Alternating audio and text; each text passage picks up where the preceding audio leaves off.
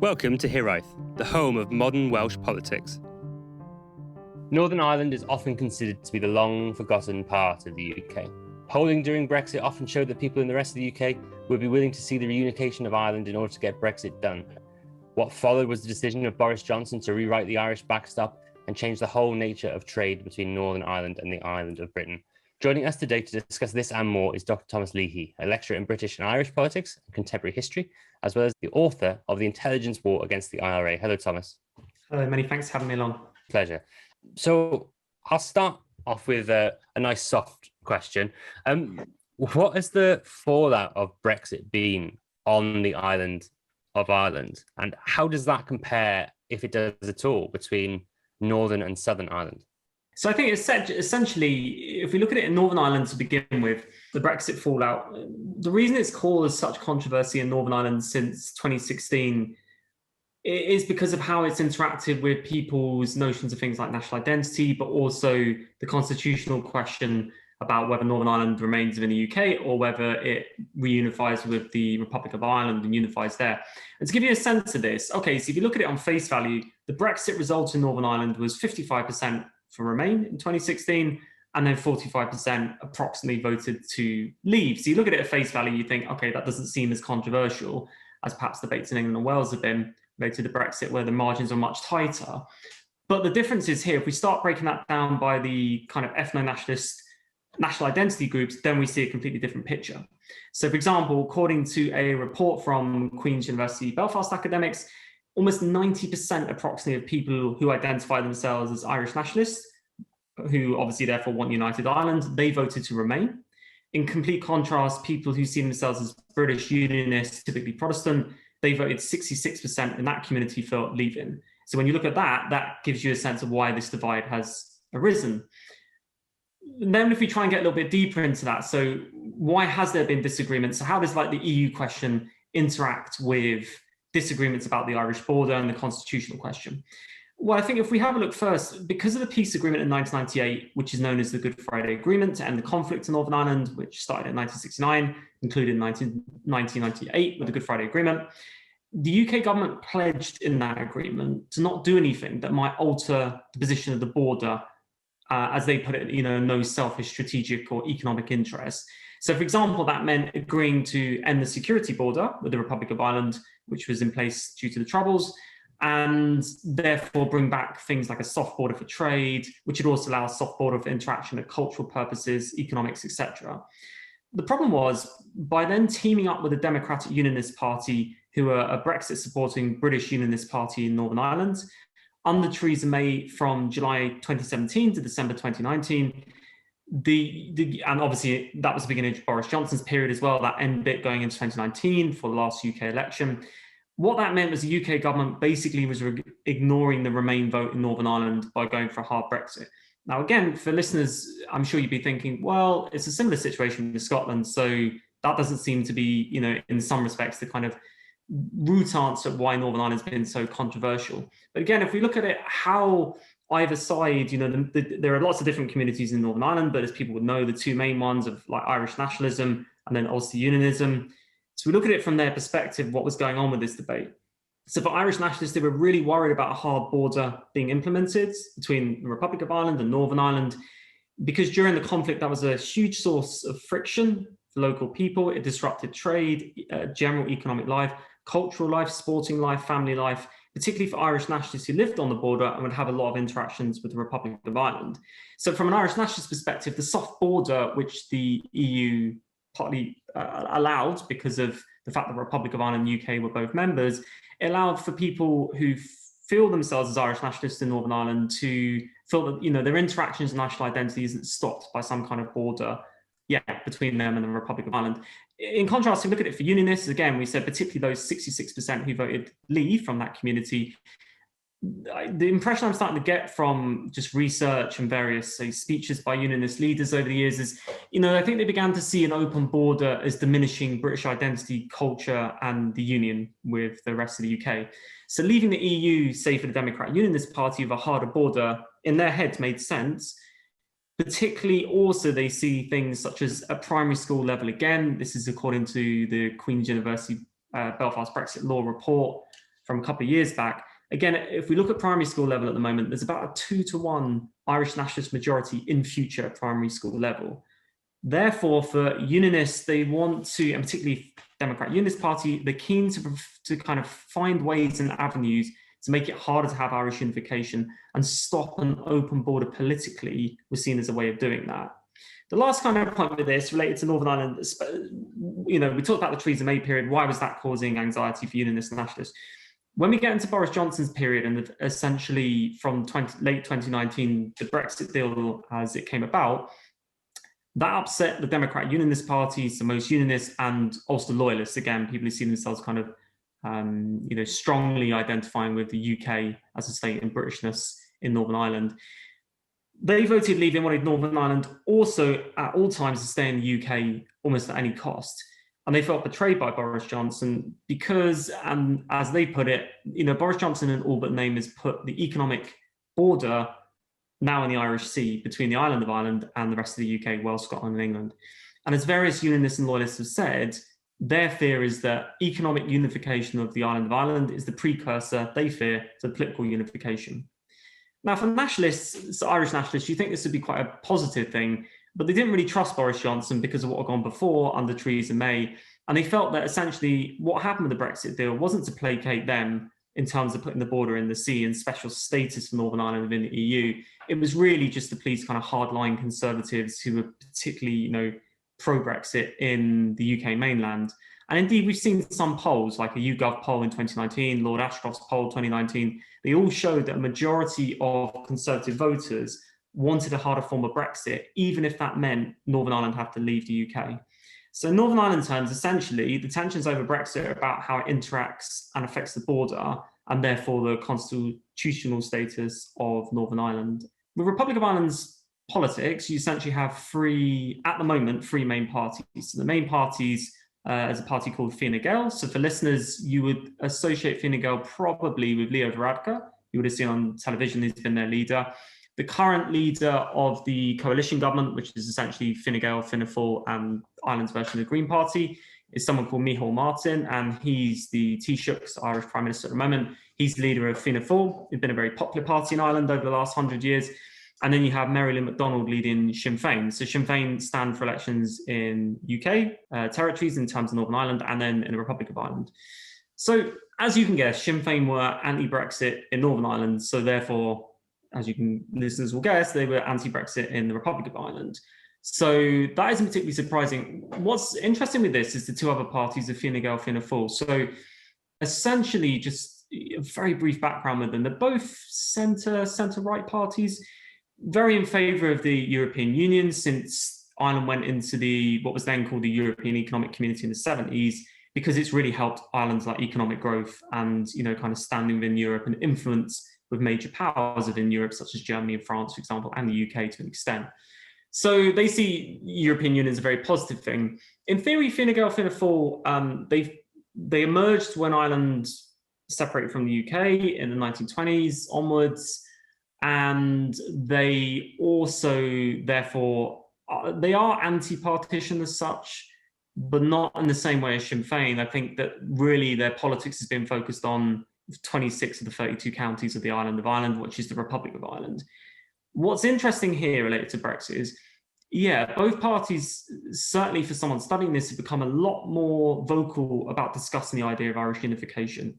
And to the extent that, even Fine Gael under Leo Varadkar has said that openly now, I want to see Irish unification, I want to see a debate, I want to see a vote held in the future.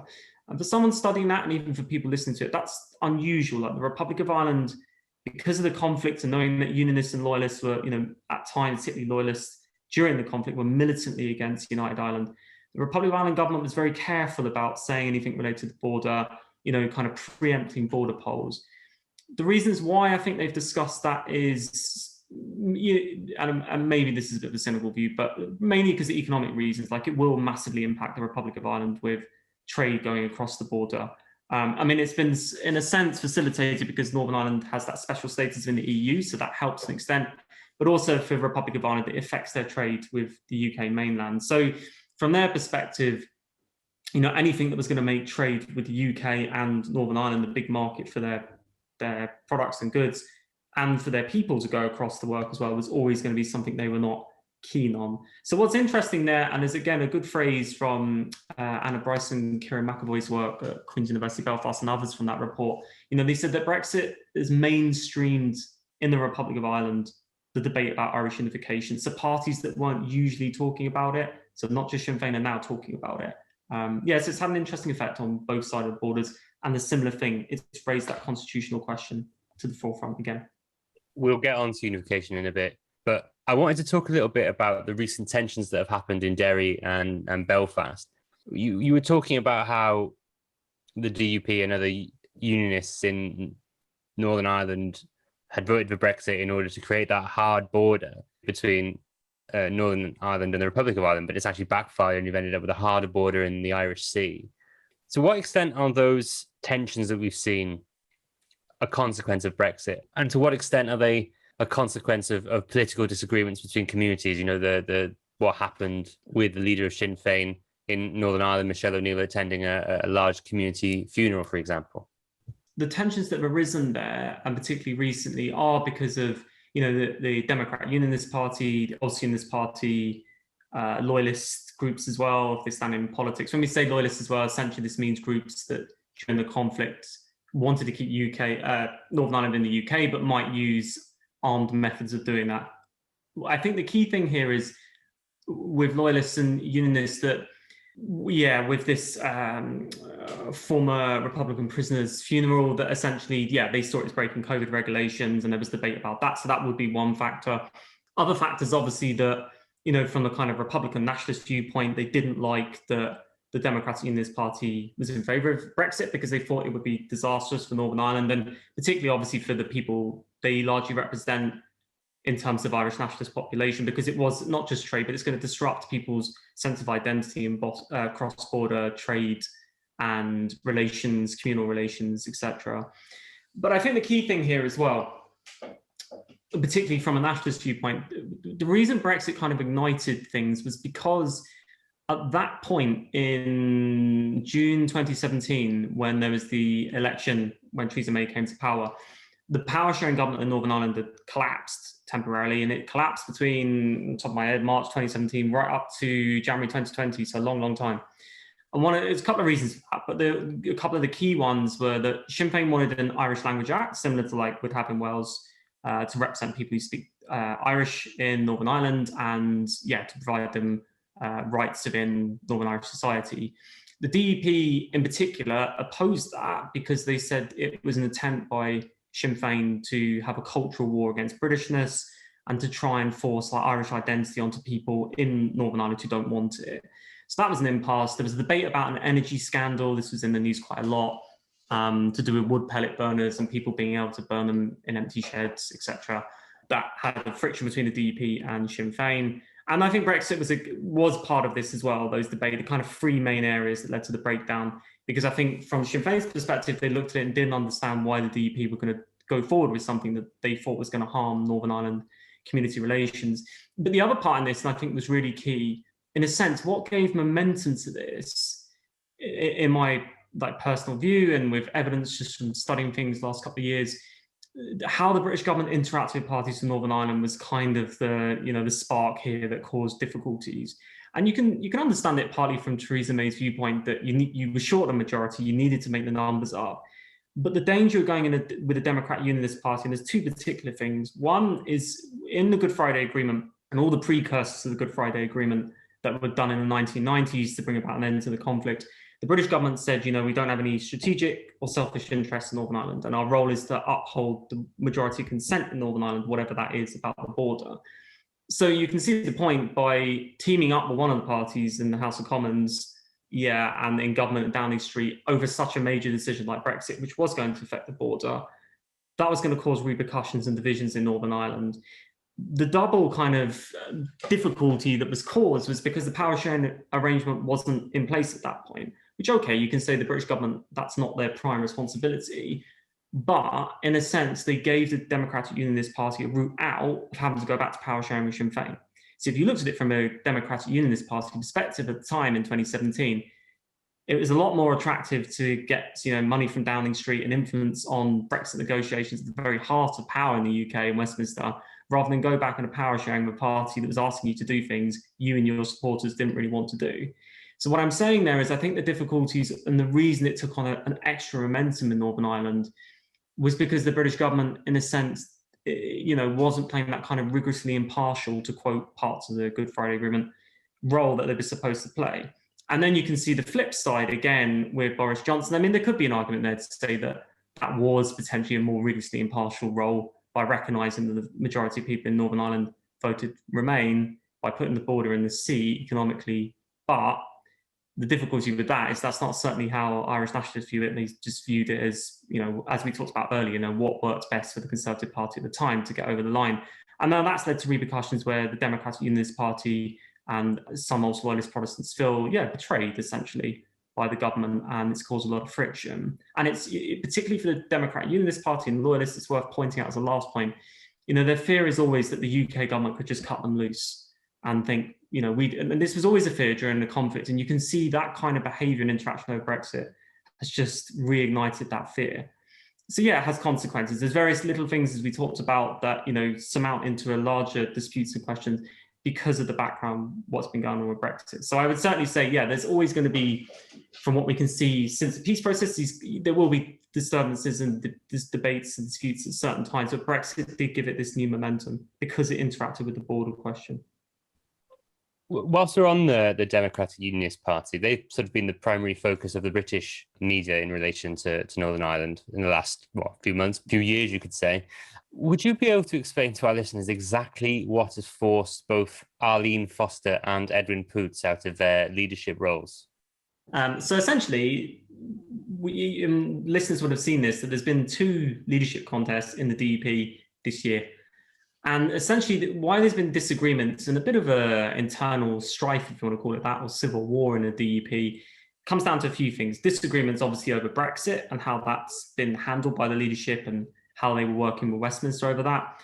Relations with the Irish Republican Party Sinn Féin in Northern Ireland be another area of dispute. And the third thing really is electoral performances of the DUP and polls suggesting what might be heading for the DUP towards for the next year's Assembly elections in Northern Ireland.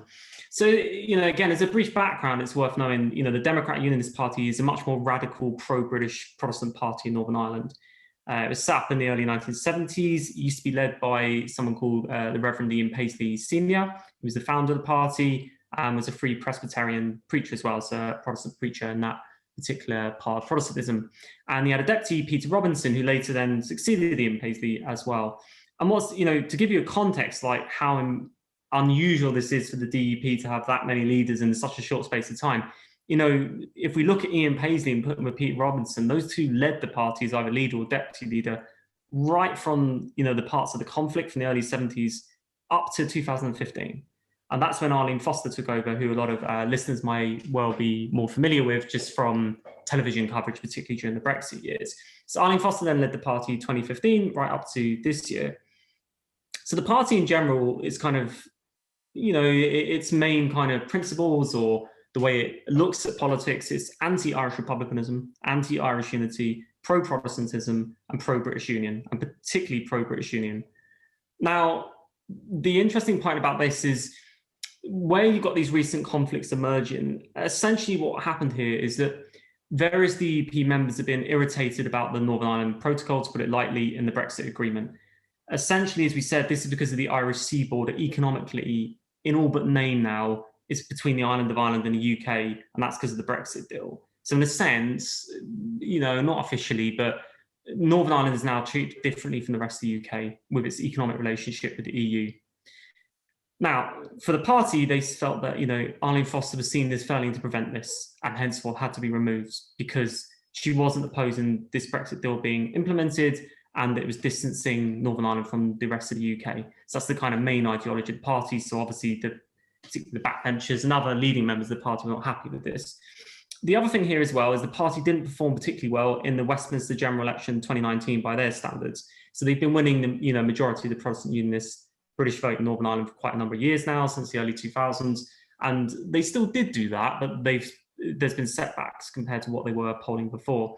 And they lost some major figures as well. So someone your listeners might be used to seeing on television, Nigel Dodds was an MP for them as a kind of key pro-Brexit supporter. Like, he lost his seat in that election. The other thing with the Unionism and the DUP in particular, the recent polls in Northern Ireland, including by one of the largest polling companies, Lucid Talk, they've been showing the DUP from late 2020 into early this year, 2021, really losing votes in terms of what's happening in the polls to other Unionist parties. And you can see that the party, therefore, again, was in a sense in a panic that, look, we need to remove Foster because next year's assembly election, we could be in for a nightmare. And I think the key thing for them in their nightmare scenario is an Irish Republicans as Sinn Féin First Minister and Sinn Féin having the highest percentage of the vote. And the reason they would fear that is partly because, the kind of cosmetics of that. You see that, Sinn Féin, who are obviously, in a sense, anti-Northern Ireland existing, therefore are then in charge of the Northern Ireland state. And the other reason that the DUP would fear this is because, as an Irish Republican Party, Sinn Féin, what they would worry about is it would help their argument to enact some kind of border poll and Irish unification vote emerging. So we then have a look at the actual disputes, what happened. And essentially, Edwin Poots, who originally stood against Arlene Foster earlier this year, was definitely seen as more hardline on Brexit, hence why he got the support from the DUP MPs and ministers of Northern Ireland Assembly. He was against the Irish Sea border and said he was against Sinn Féin, etc., things like the Irish Language Act. Why he was ousted does remain somewhat a bit of a mystery by someone called Sir Geoffrey Donaldson, who's a leading DUP MP. The irony of this is Poots obviously originally beat Geoffrey Donaldson to become the leader, and now Geoffrey Donaldson's in charge. If we try and make sense of it from a couple of things we can see that's been happening, Poots essentially, from what we seem to know, was removed because another DUP debate is about, as we said, whether to implement this Irish Language Act, which they're not keen on because they think it's a way of Sinn Féin undermining Britishness. So, and we know this issue is super important because it was one of the reasons power sharing collapsed 2017 to 2020. Sinn Féin and Irish Republicans say, again, it's about respecting every people's different culture and rights. The DUP say, as I said, it's a Sinn Féin cultural war to undermine Britishness. So Poots, rhetorically and certainly in public opposed it, but eventually decided, from what we can see in private, to agree to the act in order to get power sharing going again with Sinn Féin when he became leader. Now, the party said he didn't consult them and they opposed this, and therefore he was basically forced out. And that was kind of Donaldson's route back to power. The thing about this, it's really unclear what Donaldson's going to do about this, because if he doesn't want to back an Irish Language Act, he's going to have the same problem with Sinn Féin that Poots faced and Arlene Foster faced in an early period, because they're pretty resolute that there will be an Irish Language Act because this was promised in 98 and 2006 as part of peace agreements, so it has to be implemented. But the problem for Poots, on the other hand, then, is since he technically got supported by the DUP, partly because he opposed Poots accepting that act, it's going to be interesting to see how he's going to navigate that course to try and get the power sharing going again. And as we said, the polls also suggesting it's not in Donaldson's interest to go to the polls early in Northern Ireland because the DUP at the moment is not looking like it's going to poll very well. So yeah, they're in a bit of a disarray at the second, so it'll be interesting to see how that develops. Poots made what I think a lot of people over here considered a rather strange decision in making Paul Gavin the First Minister rather than himself. Did he explain why that happened?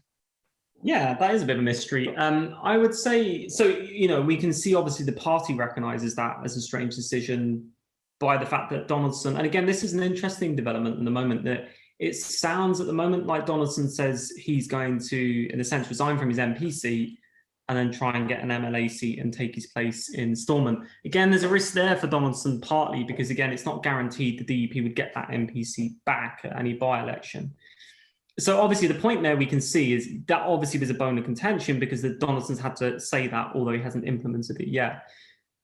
Essentially, I would imagine with this is that there would be a sense there maybe from Poots that if we look at the Irish Language Act example here, that maybe he's thinking around this, and this is part of me trying to second guess what was going on, but I would imagine that he might have thought if you had a different leader in place saying, well, look, we have to make this concession, we'll get concessions back with Sinn Féin, this is one we have to give.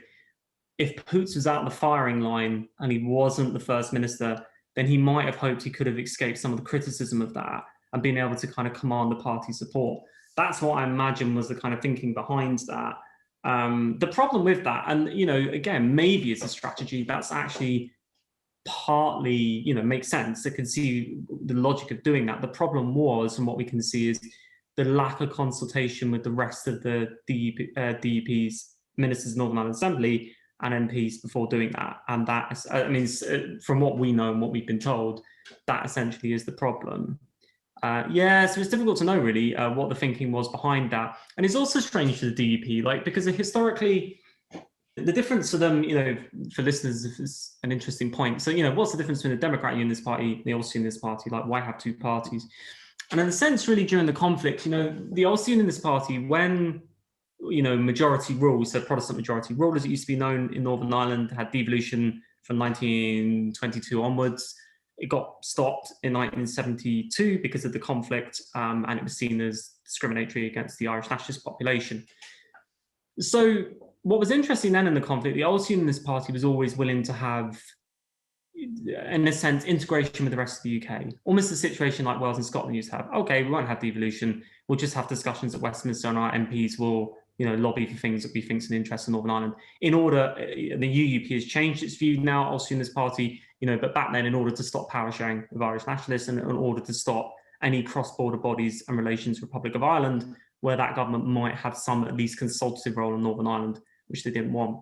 The difference with the DUP, and this has always been interesting, is they're 100% pro-devolution. They do like devolution in Northern Ireland. And one of the reasons that is because, partly the reason they were set up and in a sense split, if you want, from the Ulster Unionist Party is because their fear was that, the Ulster Unionist Party didn't realise, alongside the British government, that the British government was going to pull away from Northern Ireland, was going to sell out the kind of loyalist people, and therefore they would end up being United Ireland. So, and that's partly when Ian Paisley Sr., as the DUP leader, went back into power sharing in 2007 with Sinn Féin, or the first time went into power sharing with Sinn Féin.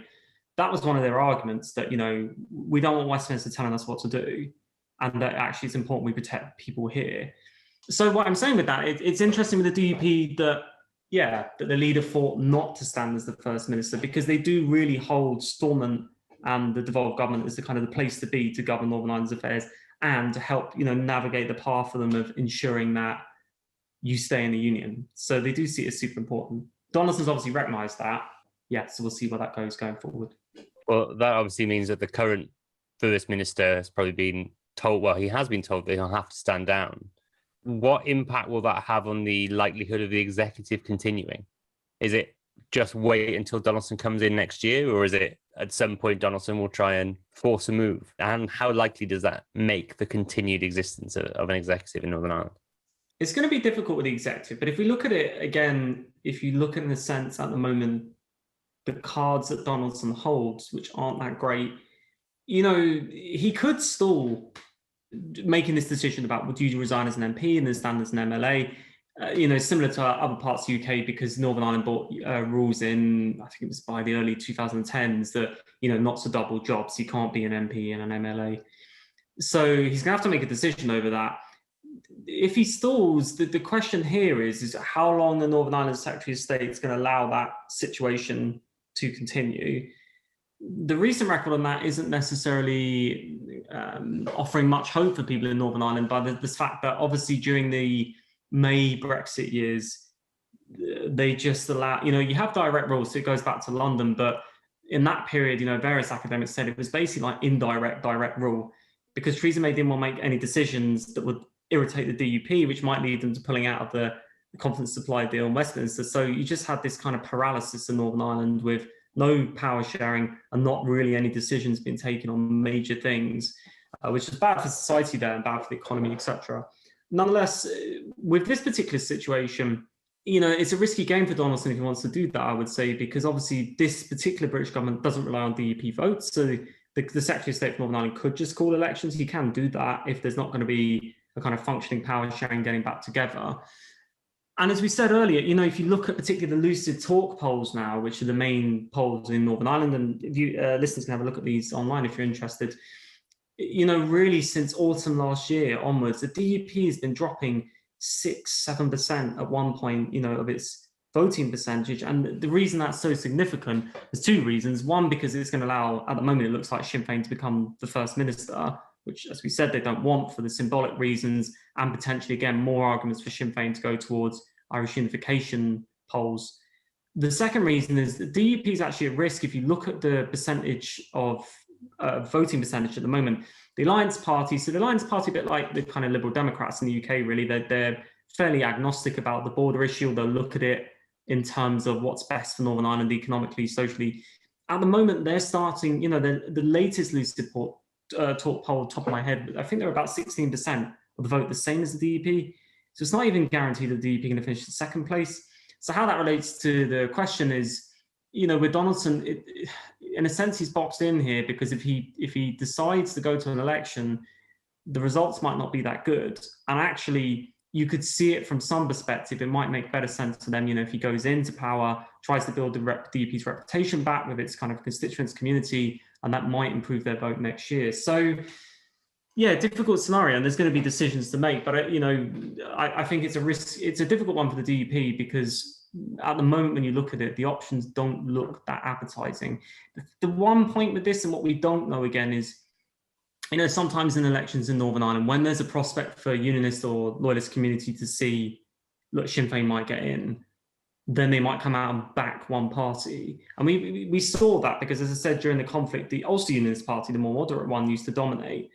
And really then what happened is people were disgruntled about how they were handling the decommissioning of Irish Republican Army weapons during the early part of the peace process, early 2000s. What then happened is that the Unionists and Protestant community basically majority backed the DUP. So the scales just tipped the other way.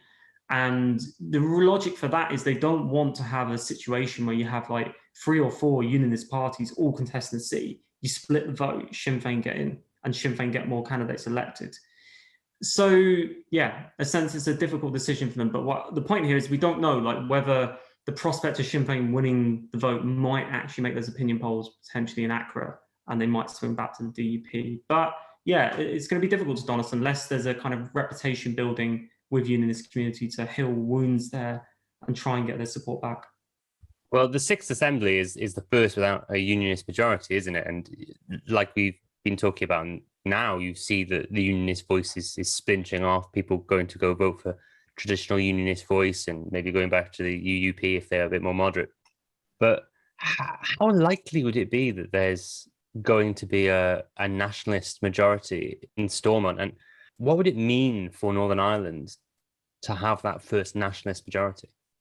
There's two sides to this. So if you look at it as the years go on, if, as we talked about that Queen's University Belfast, Brexit law report about Brexit from a couple of years back said, if you look at those statistics at primary school level, the second is looking somewhat inevitable that, not necessarily to say we'll definitely get, United Ireland if a border poll is held, but that we're going to end up with a situation where there's some kind of Irish nationalist youth majority that's going to grow up in the electorate, because that's what we're seeing at primary school level. Now, again, I think if we, from a UK head in context, if you're in England, Scotland, Wales, you might think, well, but, young people grow up, they change their mind politically.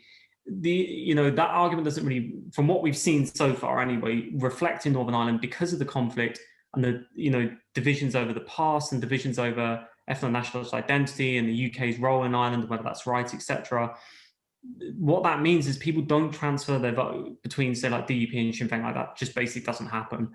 They don't transfer their vote either from, say, the more moderate Irish nationalist parties it would have been seen in the conflict, something called the Social Democrat Labour Party, to the Ulster Unionist Party. Previous leaders of those two, what are seen as the more moderate parties there, have said in the past, like, for example, I think it was in the 2015 Assembly election or 2016, I can't remember the top of my head. But what their leaders were saying is transfer your votes to us, put SDLP, Irish Nationalist Party 1, UUP 2nd, and they just plummeted their percentage of the vote. So it's quite clear that people who are backing nationalism and unionism in Northern Ireland, which is the majority of the electorate, not all of them, but it is the majority, are not going to transfer their votes. So what that means is, I would say with the next Assembly election, with the demographics as they are, and they are changing, as we said, there certainly probably isn't going to be a Unionist majority. In fact, it looks like the Unionist vote, as you rightly said, with a traditional Unionist voice, which was anti-DUP going to power sharing with Sinn Féin in 2006-7. So, that's going to make power sharing almost impossible, I would say, if that party did emerge as the victors. I mean, strange things have happened, but from looking at it, what the leader says, it doesn't look very promising for power sharing. But the key point with that is, it doesn't look like they've got the numbers to put their vote back at the majority. So what happened last time as well, essentially in 2017, is yeah, the nationalist numbers have gone up. And then what you've also got now, I said that kind of, at the moment, second joint place, the Alliance Party, the kind of Liberal Party, would have used to be seen as kind of liberal unionist, but there are some nationalists who back it as well. When we look at the statistics who votes for the Alliance Party, and that adds this other dimension in as well, because of, as we said, over things like the border poll, that's going to be more based about, what works economically for Northern Ireland, and you can see Alliance voters might be swung. But when you add that in, you could have, pushing up in the 40s now, percent of nationalist voters going up and up and up, the Unionist ones coming down. And then this kind of the middle ground, if you like, the Alliance Party, that has a massive effect then on like the control of things and what happens. And to give you a kind of precursor to how this works, I mean, in the early 2010s, there was protest at Belfast City Hall, which is the council there, was about Sinn Féin and the SDLP, the two nationalist parties, said they thought it's a shared city, so we don't fly the Union Jack every day anymore over Belfast City Hall. Unionists obviously heavily opposed this and said it was an attempt to, again, republicanise Northern Ireland in terms of Irish Republic. The Alliance Party held the kind of deciding votes on this, and they decided, no, we think the nationalists are right, that, in line with the rest of the UK, on designated days, the Union Jack will fly over the City Hall. But it is a shared city, shouldn't, be flown every day. And there was obviously Unionist and Loyalist protests after that were quite vocal, but they didn't change the decision. So what I'm saying there, again, when you look at the arithmetic, if you look at it from a Unionist perspective, and even the things we've heard from the DUP, like, we need to stop the protocol, we need to stop this Irish sea border, it's very difficult to see how they're going to get numbers to do that. And particularly when we consider, again, there's large elements of the UUP who don't like the protocol as it's been implemented, but they did, or at least a sizable minority of elements, I should have said, in the UUP, who didn't back Brexit. And as you said, 66% of British Protestants, there's an estimate, backed Brexit. So there's others who did not do that. So as it goes back to that point, it's looking difficult for those who want to implement that vision, of kind of DUP-led Northern Ireland, or a Northern Ireland doesn't have this protocol and is stronger in the UK. It's going to be quite difficult to do that. So yeah, it'll be interesting next election to see how that develops again, arithmetic and what happens. Obviously, Sinn Féin are doing quite well for themselves in the Republic of Ireland also. Had they stood more candidates at the last election, there's a chance they may have won outright, even though they have the joint highest amount of seats now. In the next Irish parliamentary elections, say if Sinn Féin were to be able to form a government and the nationalists had a majority in Stormont too, just how likely do you think that would make Irish unification? And also on that, what do you think the Unionist reaction would be to a Sinn Féin government in both Northern and the Republic of Ireland? There's a couple of sides to this. So I think if we talk about with Northern Ireland, what could be forthcoming then in the polls there and how this is going to relate to Republic. So as we said, the polls are suggesting Northern Ireland, like Lucid Talk, one of the largest polls, we're probably in store for another historical vote in Northern Ireland next time. And just even in terms of seeing an Irish Republican Party top the poll for the first time in voting percentage terms. I mean, to give people context with that, but Sinn Féin was outlawed in Northern Ireland until 1974 because of links to Irish Republican Army and the conflict there at that point. So, they weren't allowed to, in a sense, stand candidates under that banner. And then, fast forward, what are we now, like 40, 50 plus years, and then you could be the leader in the Northern Ireland Parliament. So that would, historically, when we put it in that context and alongside the contemporary politics, is a major shift. The key thing here with this as well, in one sense, in Northern Ireland, with Sinn Féin, it is partly cosmetic because of how power sharing works is you have a first minister and a deputy first minister, and one has to be from one of the communities and one has to be from the other community. So in some sense, like cosmetically, it doesn't really matter if you have a Sinn Féin, you switch the roles, have a Sinn Féin first minister, DUP deputy first minister, or vice versa. But as we said, and exactly the question you asked, we've seen in March 2017, the Unionist majority in Stormont, when you add all the Unionist parties together, is gone. So that's a worrying trend for Unionism. The polls at the moment generally show that in Northern Ireland itself, there still is a majority for staying in the Union at this second, but it is coming down. But there have been other polls, for example, 2019, Lord Ashcroft did a poll, and he found when you take out the don't knows in Northern Ireland, it was almost 50-50 about, if there was a border poll tomorrow, how would you vote? And I think, that again presents a difficult situation, because if the polls are getting closer and closer under the terms of the Good Friday Agreement, when there's shown a clear current trend in polls, this isn't really spelt out, actually, which was a kind of a An interesting point about the Good Friday Agreement. The Secretary of State in Northern Ireland has to call a vote, but yeah, that isn't exactly clear how that's going to happen at this moment. But you can see, so by that monitor, you can certainly see if Sinn Féin get into power in Northern Ireland, there isn't that unionist majority more. They'll make the argument straight away again, right, there needs to be a border poll at the very least. If we then switch our attention to the Republic of Ireland, yeah, as you were saying, what's interesting there from the election, gosh, pre-COVID last year now, January 2020, Sinn Féin won the highest percentage of the vote, the first preference vote there. Northern Ireland works and people in Wales be similar with that, by slightly different systems of proportional representation. So you kind of rank people first, second, third, fourth. So the key thing with this is that Sinn Féin won the large percentage of the vote. And as you said, they just didn't run enough candidates because you can essentially, as listeners will know, you can have second, third, fourth place elected. And they didn't think they were going to do that well, so they were quite surprised. They generally only won one candidate. If it had been first past the post, it would have been very worrying for the other parties because Sinn Féin would have literally just swept the board across the Republic of Ireland by 1 or 2 seats.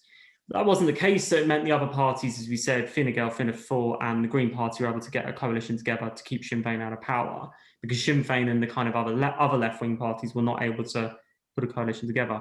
Recent polls in the Republic of Ireland are showing that Sinn Féin's percentage of the vote is holding up, if not in some age groups, it's increased. The Fianna Fáil party, who's been led at the moment, Micheál Martin, are not doing very well, suggesting polls. Whether that will all transfer to them Fine Gael and then they can maybe keep out Sinn Féin in that way, we don't know. But the fact of the matter, I think, with this is that, yes, if they get into government in the Republic of Ireland, that then, adds this just complete new dimension to it because the co-guarantors of the Good Friday Agreement, the British government and the Irish government. So you'd have in Northern Ireland the First Minister, which could be Sinn Féin, saying, we want a border poll, and other nationalist parties, other minor nationalist parties in there saying that as well, like the SDLP. Then you'd have the Irish government saying, yeah, we want a border poll as well, because it would be led by Sinn Féin. So it puts the British government in a difficult position, it puts Unionists in a very difficult position.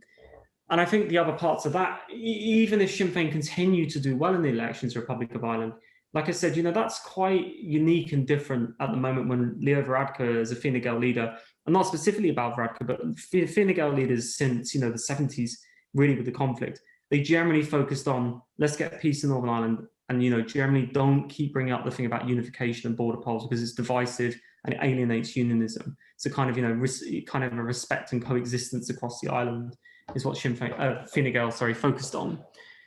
But what's interesting is said recently, partly because of the Sinn Féin vote, is that Fine Gael now are saying themselves in Bradford, yeah, do you know what? We'd like to see unite Ireland. We need to have these discussions. We need to see where this goes. They haven't been as vocal as Micheál Martin's party in saying, don't hold a divisive vote now. I mean, it's not like they want it right now, but at the same time, Varadkar's shown more willingness to discuss it and bring it to the table and give his own personal view. So the point I'm making there is the impact that Sinn Féin is having in the Republic of Ireland. Again, it goes back to that word. They're bringing it to the forefront, that question of Irish unification.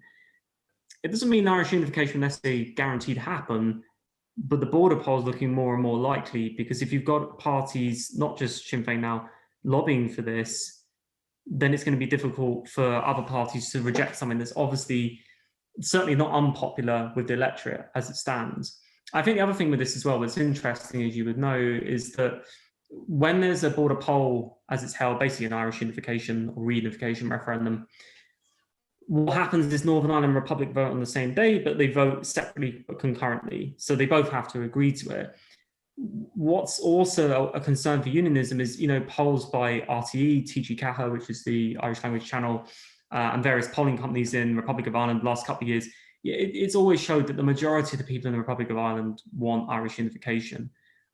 There is a few polls that have showed they're not keen on the cost element of that, about what would happen and the cost the Republic have to take on. But the actual principle of it, yes, they seem happy to do. So again, it raises that thing. It's a difficult situation for unionism because particularly with Sinn Féin's attempts to get into power in Dublin, that adds this other element. And it will be then interesting because the British government will get involved because in a sense, the British government will be holding the referee in this to an extent. And whether they're able to do that, as we've seen in the last couple of years when relations with them aren't that great between the DUP, British government, and then Sinn Féin, the British government, obviously remains to be seen. So yeah, it looks interesting years ahead. What's going to happen? Let's end with a hypothetical co-guarantor then. Northern Ireland's place in the Union has been the focus of Westminster politicians this week, with last week with Keir Starmer visiting Northern Ireland. He was asked about a hypothetical border poll, and he said that he would campaign for Northern Ireland to remain part of the United Kingdom if he were Prime Minister, even though Labour's sister party, the SDLP, would likely be campaigning for reunification. So what was your assessment of that statement and his reasons for saying it? I would say with that, it was aimed at an audience, and the audience, I would say, was probably in England, essentially, to try and win votes back there. But it potentially could have been aimed at Wales and Scotland. I think Scotland, I don't think people in Labour, have got any inkling that they're going to suddenly claw back loads of percentage of the vote away from the SNP. So I think we can rule that out. In Wales, we know, with politics here and with your series of talks, everything that, all the contributors you had say that the Labour Party has different discussions about constitution in Wales. So I think that would be another aspect of ruling out. So, okay, so why is it playing, in a sense, the gallery in England? Because, about like keeping the union together. That's obviously a popular thing at the moment, currently in England, even if England's visions of the union might be different to what other Unionists might have in other parts of the UK.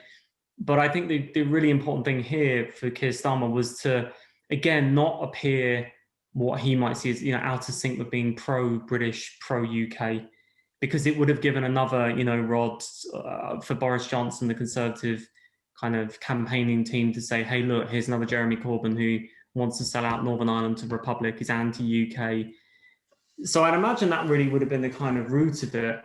What's interesting with that is, as we said, that there is probably less so now, but certainly as the conflict was on, and then years before that, because of Irish immigration into the UK, etc., there would have been a lot of Labour voters who'd be from an Irish background. So that's why it's, in a sense, caused a bit of debate within the party about, the merits of that approach. Probably that's just the case that for generational reasons, that's not as pressing as it was. So there's probably a strategic calculation as well that, hey, we might lose some votes by saying this, but not as heavy as maybe the impact which Keir Starmer might think that they could if he comes out as like pro-United Ireland. And it's just another easy, in a sense, target for Boris Johnson, that to say, look, he's anti-UK, he's anti-Britain. So I'd imagine that was probably the thinking behind it. I don't think, in terms of, say, like the SDLP, I think it's an interesting point you raised. Yeah, that might be a slight issue. I think for the SDLP, who obviously takes seats in Westminster, the party, wouldn't have been that impressed with the stance with Corbyn's government about what's happening over Brexit, because of, they were having internal debates rather than maybe backing SDLP Northern Ireland about what's happening with Brexit, etc. So I think there would have been perhaps a little bit more distance in between them and Labour in those years anyway. I think for parties like Sinn Féin, in contrast, that, they'd have some cordial relations to an extent with the Labour Party, but there'd always be a distance because of wanting, ultimately Ireland to reunify. And maybe, and because of the conflict, the Labour Party was in power in certain years in the 70s under Harold Wilson, and obviously Tony Blair. So, Sinn Féin wouldn't particularly, I would imagine, be upset that a Labour person said that, because I think they'd partly expect that. And, if we go back again, like for history in the peace process years, Tony Blair said similar things in going to the peace agreement in 98. I mean, he said that, look, we're not going to see United Ireland in my lifetime, is one of the things he said, which, again, was probably just, at that point, partly a clever device to try and get unionism on side to back the Good Friday Agreement. Like, hey, there's a lot of concessions you might have to make here, but I'm telling you, don't worry about the unification thing, because it's not going to happen. So essentially, I don't think it would have thrown any surprises, probably for the SDLP as well, but certainly for Sinn Féin, it wouldn't have done so. But it's interesting when you look at UK politics, as how Starmer's trying to, in a sense, stop any of these avenues of Boris Johnson portraying him in and just kind of anti-UK overall. But it'd be interesting to see if they stick to that as years go ahead. For me, a lot of the reason why he said that he would be against unification and pro-union, he made a big point of saying he's pro-union, he's thinking more about how that plays to a Scottish ear than it would ever play to an ear in Derry or Belfast. I think, precisely. I think so. I don't think it was, a device that if he's ever short of a majority, he might be looking for the DUP or the UUP to prop up a Labour government. And also, if they were short of majority like that in Westminster at any point for Starmer, they're probably going to have to rely on support from the SDLP, who are going to be a lot more loyal to Labour just because of past relations over the years. If they try and balance the SDLP, DUP, etc., it just wouldn't work anyway. For the reasons, because you'll then get the kind of disputes back in Northern Ireland in this kind of confident supply deal. I mean, it was difficult enough for the DUP and the Conservatives, let alone trying to put SDLP, DUP, Labour, maybe Liberal Democrats together. It's probably not going to work. But I think, yeah, exactly. And I think it was exactly that point. It was aimed at Unionists in the UK who might be floating voters. When I say UK, I mean UK mainland, so essentially England, probably Wales as well, and Scotland in mind. But I would still probably say more specifically England, because, Starmer realised that with the electoral arithmetic that's where Westminster elections are going to be won, essentially there. So I think that's probably what it was, in the sense, playing to the gallery of that. Yeah, and to try and stop that kind of any avenue where Boris Johnson can say, oh, hang on, this person's anti-UK, and this is, the things they say about Northern Ireland show this. Yeah, and I think you're right. I don't think it was interacting with unionism in Northern Ireland because, the Labour Party, certainly with the DUP on various social ethical things, will have completely opposing views to the DUP. So, and obviously over Brexit, etc., they definitely didn't see eye to eye in the last few years. So I don't think that would have been a concern to them at all. So I think it was, in a sense, for that kind of internal audience in England in particular that was aimed at. Thomas, it's been an absolute pleasure to talk to you. If people want to hear more from you, where can they find you on Twitter? They can find me on Twitter. It's at Thomas DM Leahy. Thank you very much, Thomas. If you've enjoyed what you've heard tonight, please don't forget to find us on Medium at Hero Blog Cymru, on Facebook at Hero Blog Cymru, and on Twitter at Hero Blog. Thank you for listening to Hero. If you like what you heard, please don't forget to subscribe, rate, and review.